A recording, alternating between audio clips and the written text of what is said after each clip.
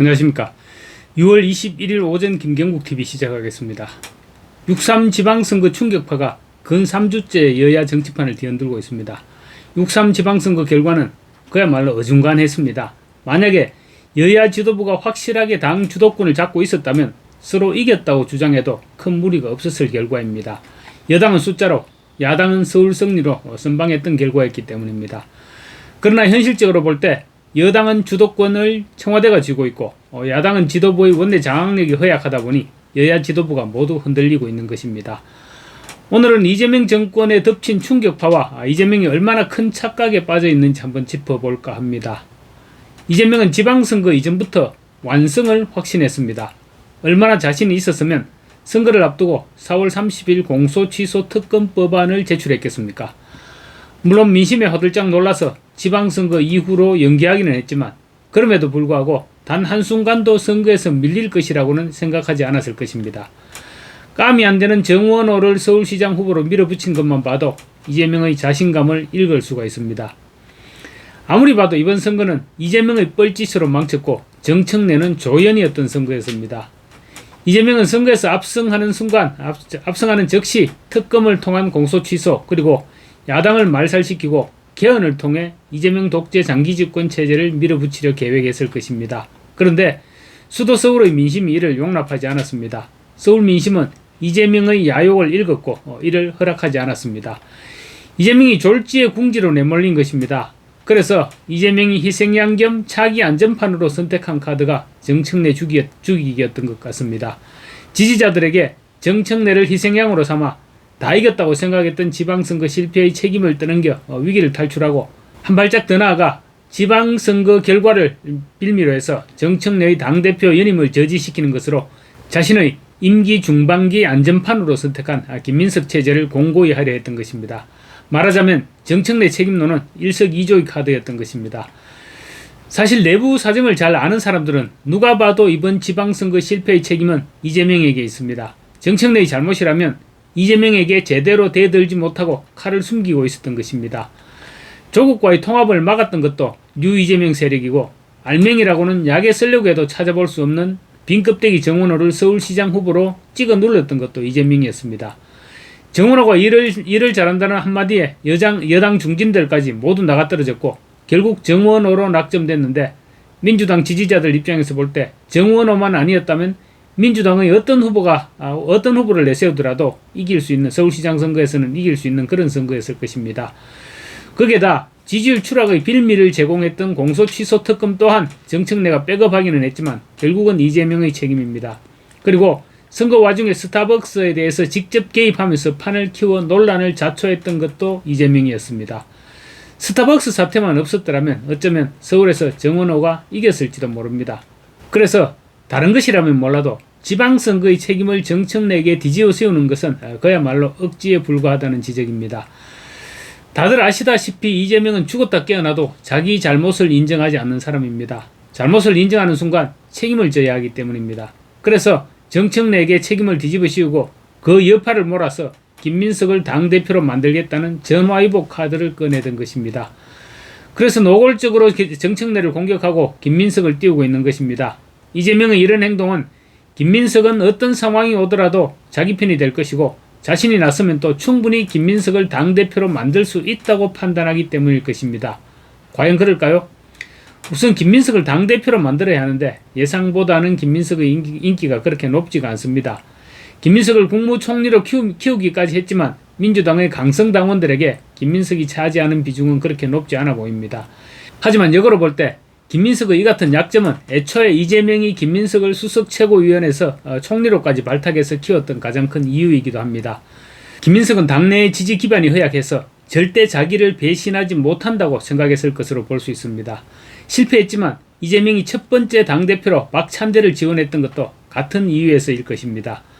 정청래처럼 자기 기반이 있는 정치인은 언젠가 독립선언을 할 수밖에 없기 때문에 그럴 가능성이 없는 사람들을 키워온 것입니다. 그래서 지금 정청래와 충돌하는 상황을 자초한 것인데 쉬운 일은 아니지만 김민석을 여당 대표로 만든다고 가정을 해봅시다. 그래서 역대 대통령에게서 찾아볼 수 없을 정도로 지금 노골적으로 김민석을 당대표로 밀고 있는데 과연 김민석을 당대표로 만들어 놓으면 자기 마음대로 컨트롤이 가능할까요? 김민석을 당대표로 만드는 것도 쉽지 않지만 만들어 놓는다고 해도 당을 자기 마음대로, 이재명 자기 마음대로 쥐고 흔들기는 쉽지 않을 것입니다. 이와 관련 정계의 원로인 이인재 전 의원은 나의 경험에 의하면 10중 8구 그의 믿음은 배반당할 가능성이 높다.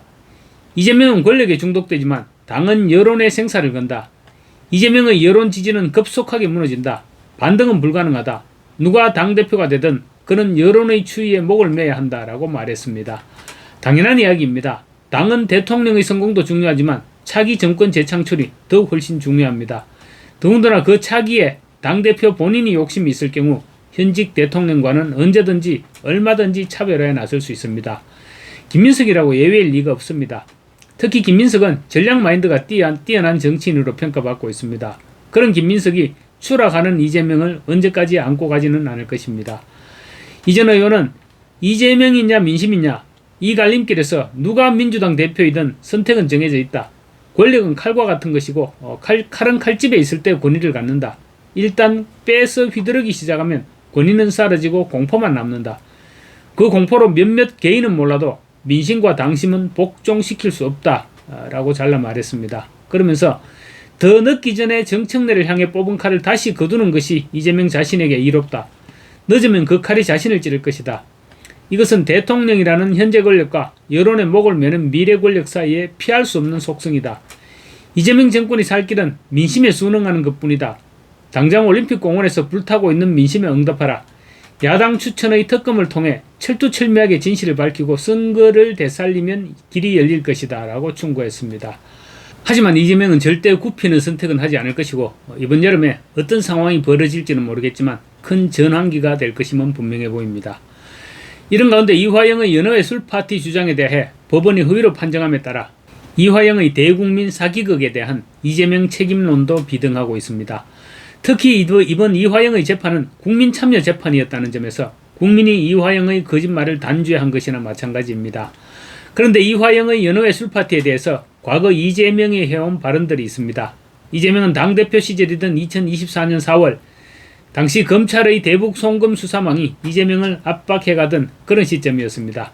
당시 이재명은 이화영의 검사실 술판 진술은 100% 사실이다. CCTV와 교도관만 확인하면 간단하다라면서 민주당의 당력을 총동원해서 이화영의 술판 주장을 밀어붙였습니다. 이화영의 연어회 술판 정원 회유 주장만 키워나가면 자신의 불법 대북 송금 의혹도 자연스럽게 덮어버릴 수 있다고 판단했기 때문일 것입니다. 그래서 이화영의 거짓말이 위정으로 연결되고 결국은 국민참여재판에서 유죄를 선고받는 상황으로까지 이어진 것입니다. 그 과정에서 멀쩡한 박상용 검사는 조작수사나 일삼는 몹쓸 검사로 악마화됐고 100% 사실이라던 이재명의 주장은 100% 사기극으로 드러났습니다. 그런데 이재명은 입을 닫고 있습니다. 100% 팩트라고까지 주장했던 이화영의 말이 거짓으로 드러났으면 뭐라도 반응을 보여야 하는 게 아닐까요? 이재명은 자신과 조폭 관련 의혹을 보도했던 SBS를 향해서 정치적 목적으로 거짓의 무덤에 사람을 매장했다면 반성해야 된다. 과욕이겠지만 미안하다는 진솔한 한마디를 듣고 싶다고 말했습니다. 그 말을 지금 이재명에게 그대로 돌려줘야 합니다. 이재명의 100% 사실 발언으로 애꿎은 박상용 검사는 2년 넘는 기간 동안 혹독한 시련을 당해왔습니다. 이재명의 한마디에 좌파 진영 전체가 박상용 검사를 악마화시켰고 국회 청문회까지 열어서 짓밟았습니다. 그런데 결과는 어땠습니까? 100% 사실이라던 이재명의 주장이 100% 사기로 공인됐습니다. 이재명은 SBS를 억압해서 결국 사과를 받아냈습니다. 그렇다면 이재명도 박상용 검사에게 공식적인 사과를 해야 하는 게 아닌가요? 또 법무부와 검찰도 박상용 검사에 대한 징계를 당장 철회해야 하는 게 아닌가요? 더 심각한 것은 이화영의 발언이 100% 사실이라고 주장했던 이재명의 발언이 결국 자기 범죄 덮기와 직결됐다는 점입니다. 만약 이화영에게 국민참여재판에서 무죄를 선고했더라면 지금쯤 이재명은 아마도 방방 뛰고 난리가 났을 것입니다. 벌써 공소 취소 절차를 밟고 있을 것입니다. 그만큼 이화영을 향한 이재명의 발언은 자기 범죄와 관련된 내용이었는데 그렇다면 더욱더 진솔한 사과를 해야 하는 게 아니냐 이런 지적이 나오고 있습니다. 그리고 도대체 이 난장판을 기획하고 연출한 사람이 누구였습니까? 이화영의 검찰 진술 이후 민주당 측에서 줄기차게 이화영을 접촉하면서 진술을 뒤집었다는 의혹이 제기됐는데 당시 당대표는 누구였습니까? 이 난장판의 책임은 누가 질 것입니까? 오늘 오전 발표한 한 가지 간단하게 덧붙이겠습니다. 이재명이 또 민노총 출신을 중용했습니다. 민노총 위원장 출신인 김영훈을 고용노동부 장관으로 임명해서 개판으로 만들어 놓고는 이번에는 노동과 연금, 교육, 복지 등을 담당할 청와대 사회수석에 민노총 수석부위원장 출신인 김경자 우석대 교양대학 개공교수를 임명했습니다.